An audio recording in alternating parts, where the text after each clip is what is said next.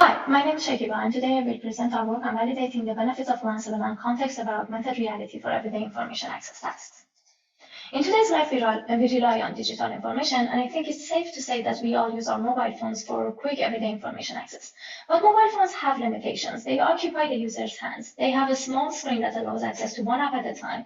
Information access using them takes multiple steps, which is time-consuming and distracting.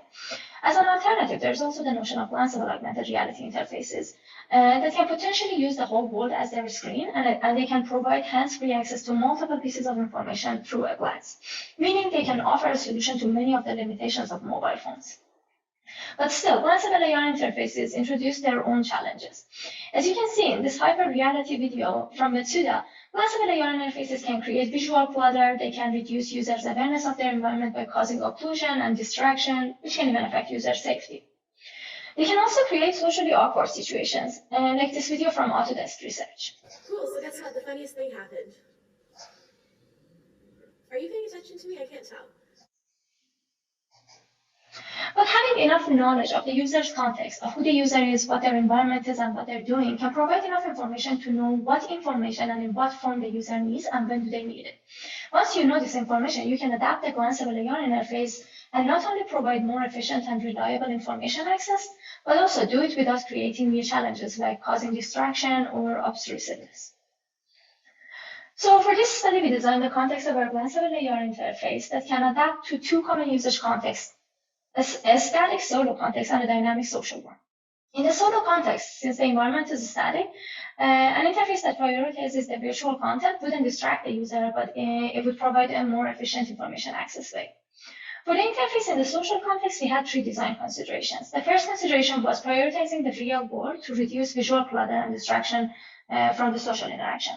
The second design consideration was to support users' awareness of social cues by ensuring the visibility of the conversation partner's face, so making sure it's not occluded.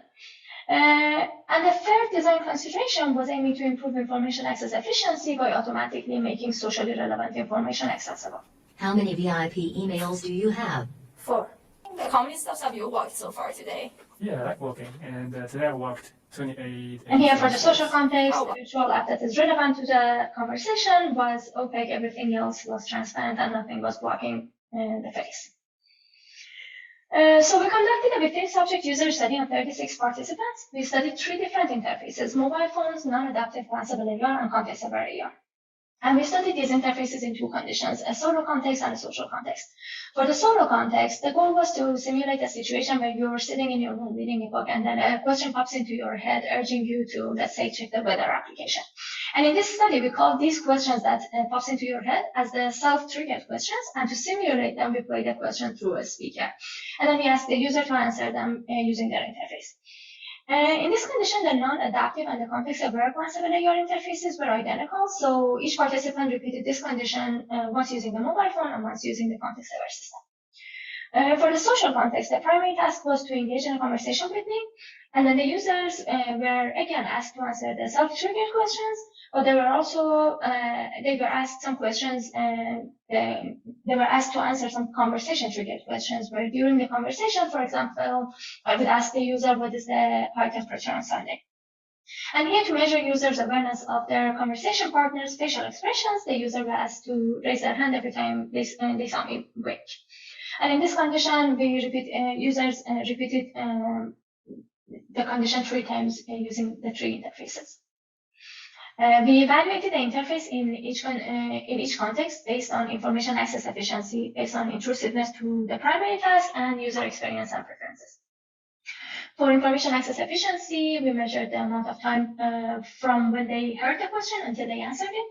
We also gathered user responses to a survey question about the perceived ease of information access.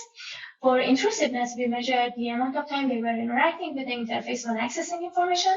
We also asked the users to rank the interfaces for each condition in terms of ease of resuming the primary task after information access. In the solo context, during the interview, we asked the user about the effect of the interface on their focus on reading. And in the social context, we measured the number of missed winks, and we gathered user responses to a survey question about their perception of interface's social intrusiveness. We also included the standard user experience questionnaire and asked the users to rank the interface for each condition. In the solo context, compared to the mobile phone interface, context-aware AR improved information access efficiency both in terms of information access time and ease of information access. In terms of intrusiveness, the context-aware system reduced the time away from reading. 97% of the participants considered it as the easiest to resume reading after information access. And given the same amount of time to read the article, 75% of our participants said that they read more and understood the story better when they were using context-aware.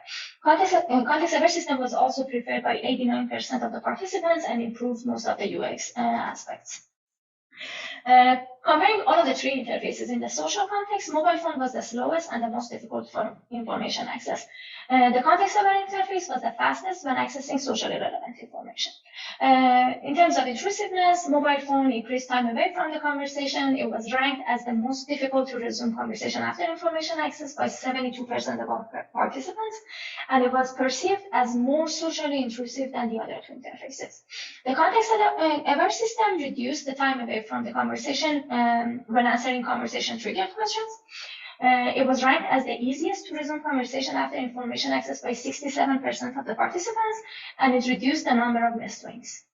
Context-aware was ranked the most preferred by 64% of the participants, and mobile phone was ranked the least preferred by 64% of the participants, and it has the least score in most of the US aspects.